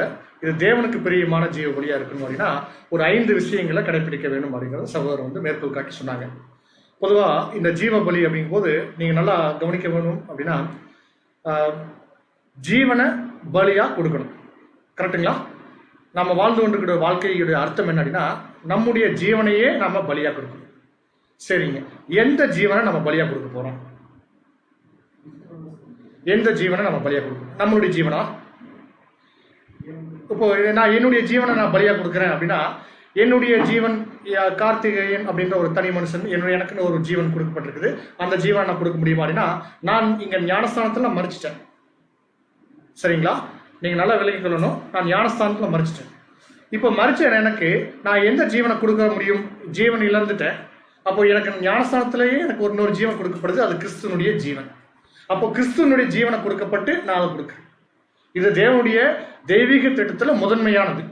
காரணம் என்ன அப்படின்னா, நான் நேரடியாக என்னுடைய பலியை கொண்டு சேர்த்தேன்னா அது தேவனுடைய பார்வையில் அது பூரணமாக இருக்காது.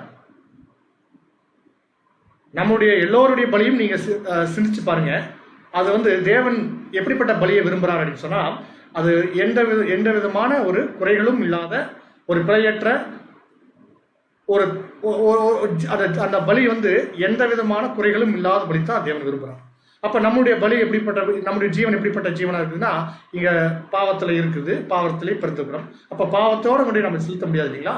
அப்போ அந்த பாவத்தை நீக்கி இயேசு கிறிஸ்துவனுடைய ஜீவன நிமித்தம், அந்த ரேன்சம் கான்செப்ட் புரியும் நினைக்கிறவங்க எல்லாருக்கும், அந்த ஈடுபலியை சுதந்திர நிமித்தம் நமக்கு என்ன கிடைக்குதுன்னா, இயேசு கிறிஸ்துடைய ஜீவனை நமக்கு கொடுக்கப்பட்டிருக்குது. அந்த ஜீவனை நம்ம என்ன பண்ண போறோம்னா, நம்முடைய மரண பரியந்தம் நம்ம கொஞ்சம் கொஞ்சமா அப்படியே நம்ம வாழ்நாள் முழுவதும் அதை நம்ம பலிபீடத்தில் எடுத்து வைக்கிறோம்.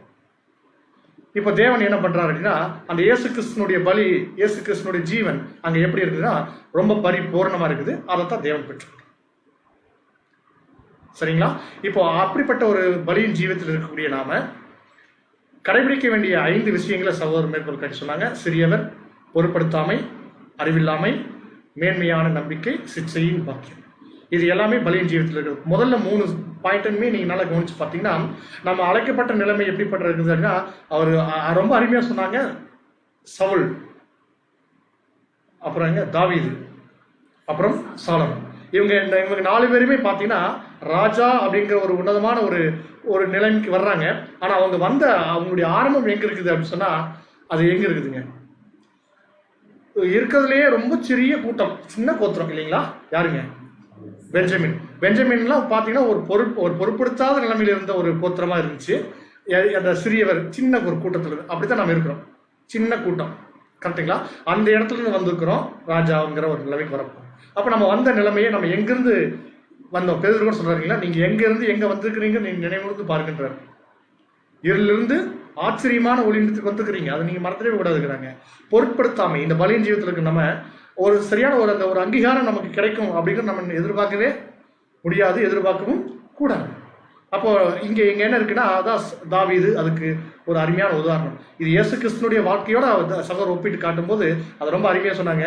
நீங்க அவருக்கு தெரிஞ்சுதான் அவர் தன்னுடைய சொந்த ஜனங்களிடத்திலே அவர் என்ன பண்றாருன்னா, முதலாம் வருகையில அவர் அவங்க என்ன பண்றாருன்னா பிறக்கிறார். எப்படி? சொந்த ஜனங்கள் மத்தியிலே.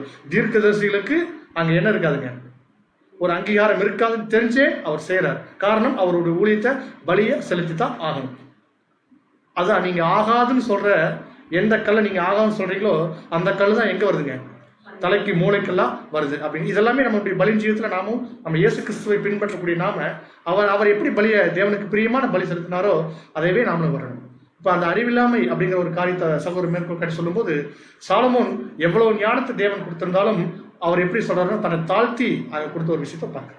ஆண்டவரா இயேசு கிறிஸ்துக்கு இல்லாத ஞானமா இங்க சாலமோனிலும் பெரியவர் யாருங்க? நம்முடைய ஆண்டவரா இயேசு கிறிஸ்து. சகோதரர் அதையும் ஒப்பிட்டு காமிச்சா நம்முடைய ஆண்டவரா இயேசு கிறிஸ்துக்கு தெரியாத தேவனுடைய திட்டமா? அவ்வளவு விஷயங்கள் இருக்கு, அவ்வளவு வல்லமை இருக்கு. ஆனா அவர் எப்படி தன்னை தாழ்த்தினார் அப்படின்னு சொன்னா, தன்னை மதிக்காத ஒரு பொருட்படுத்தாத ஜனங்கள் மத்தியில் கூட தன்னுடைய தாழ்மையை காமிச்ச ஒரு விஷயத்தை கூட நம்ம இங்க பார்க்கிறோம். இப்படித்தான் நம்முடைய வாழ்க்கையும் அமையணும் அப்படிங்கிறத பார்க்கணும். மேன்மையான நம்பிக்கை அப்படிங்கிற ஒரு 4வது பாயிண்ட்ல சகோதரர் சுற்றி காமிச்ச ஒரு காரியத்தை பார்க்கும்போது தானியேல அங்க சொன்னாருங்க. எப்படி அப்படின்னு சொன்னா, நம்முடைய விசுவாசம் எவ்வளவு உறுதியா இருக்கணும், அந்த வைராக்கியம், பக்தி வைராக்கியம் நம்ம அப்படியே எரிக்கணும். நம்மகிட்ட எரியிற அந்த அந்த அந்த அந்த அனல் மற்ற சகோதரர்கள் கூட அது அந்த ஆவியில அனலாகும். அவங்க நம்மளை பார்த்து அந்த குறிப்பிட்ட ஜீல் நம்ம இருக்கணும்.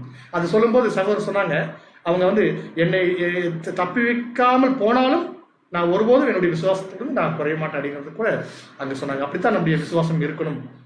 விசுவாசத்துல உறுதியா இருக்கணும். நம்ம கற்றுக்கொண்ட சத்தியங்கள்ல நம்ம ரொம்ப நிலைச்சு நிற்கணுங்கிறத கடைசியா சொல்லும்போது, அந்த சிச்சை அப்படிங்கிறது அந்த வார்த்தையே எப்படி இருக்குன்னா, சிச்சையின் பாக்கியமா நம்ம அது பாக்கியமான சிச்சை.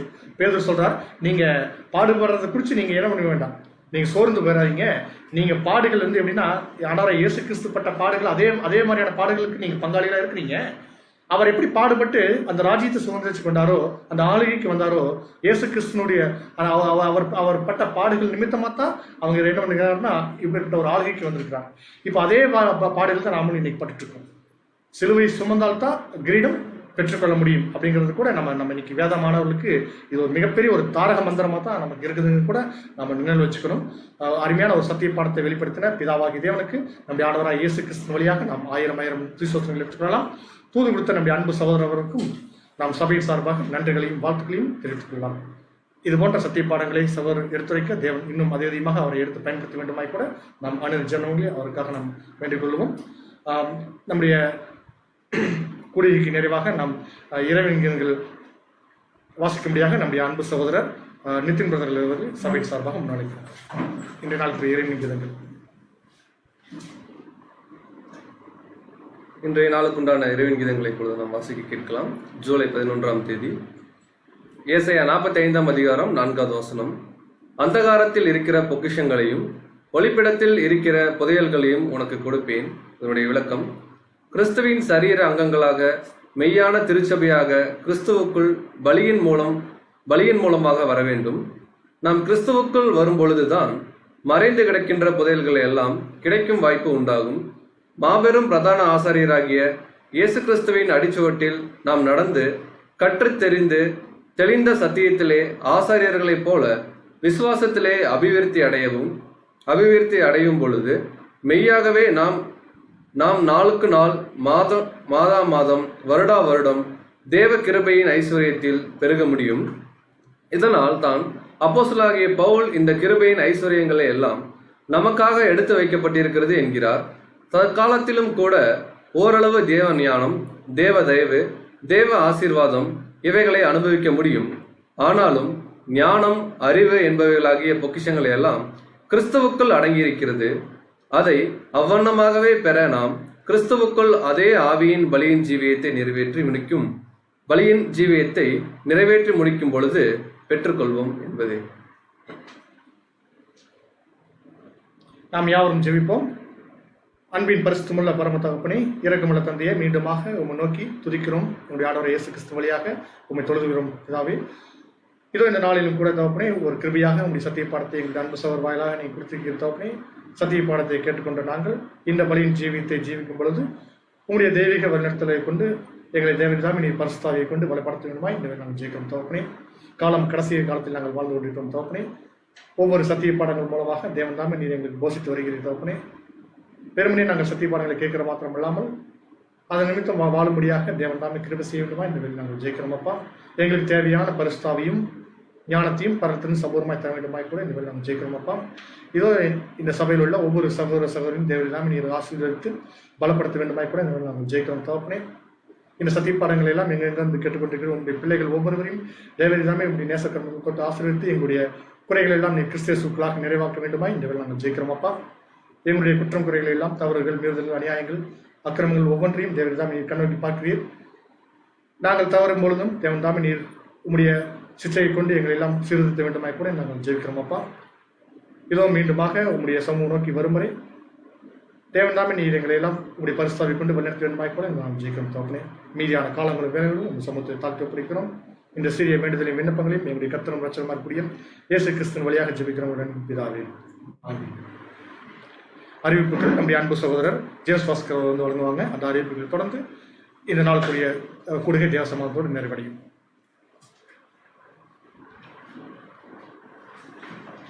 அன்புக்குரிய சகோதர சகோதரிகளே, நாம் அனைவரும் தேவனுடைய கிருபை நிமித்தமாக வேத பாடங்களை ஒவ்வொரு நாளும் பார்த்து வருகிறோம். தொடர்ச்சியாக அடுத்த வாரம் நாம் பார்க்க இருக்கிறோம். நாளை காலை சரியாக 8:30 மணிக்கு தேவனுடைய பரிசுத்தமான ஆராதனையில் நாம் அனைவரும் ஒன்று கூடி வேதத்தின் மகத்துவங்களை நாம் மறுபடியும் ஆராய்ச்சி செய்திருக்கிறோம். ஆகவே சகோதர சகோதரிகள் அதற்கும் தயாராக இருக்கும்படியாக அன்புடன் கேட்டுக்கொள்கிறோம். தொடர்ந்து தேவனுடைய சத்தியம் நம்மளை வழிநடத்துவதாக. தேவன் தாமே நம் அனைவரையும் ஆசீர்வதித்து வழிநடத்துவதாக. ஆமென்.